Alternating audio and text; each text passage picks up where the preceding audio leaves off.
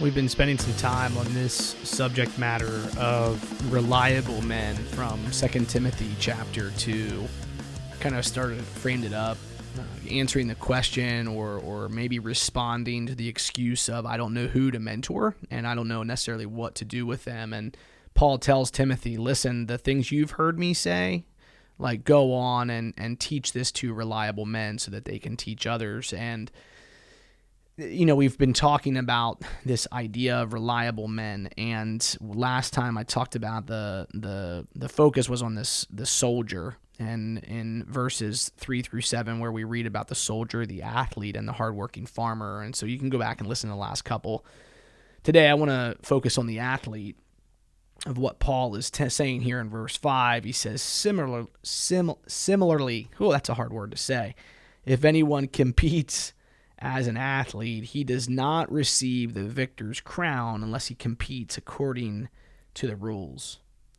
So it's a really good reminder, men. Mentors, if you're looking for a man to mentor and you're looking for that reliable man, look for the guy that's playing the game within the rules. He's following the rules of the game. He's following after God's will for his life. He's following after God's law that's laid out in front of us throughout all of the Bible. I think the other thing that we need to understand is that athletes compete to win, but they don't just win at all costs. They compete to win and they play within the rules like true champions. They don't cheat. They don't take shortcuts. And there's been a lot of controversy over the last several years regarding Pete Rose, Barry Bonds, some of these guys in the Major League Baseball that aren't being inducted into the Hall of Fame. And I'm not here to battle and argue and say one should be in and one should not be in. I'm just basically saying, listen, at some point in the journey, these men broke the rules. Now, some were maybe more harsh than others, correct? Maybe some were caught up in the whole gambling thing and betting, and others were caught up in the whole steroid season that went through the game of baseball and continues to be an issue today in many sports. But the bottom line is they didn't compete within the rules, right? They did not compete within the rules. If they would have been focused on competing within the rules and striving to win the game of baseball, then more than likely these men would be in the Hall of Fame. But they weren't. They broke the rules. And so therefore, there's a lot of controversy surrounding these subject matters. And so what's the point of today's podcast? The point of today's podcast is simple. Reliable men, they follow the rules. They follow the rules of marriage.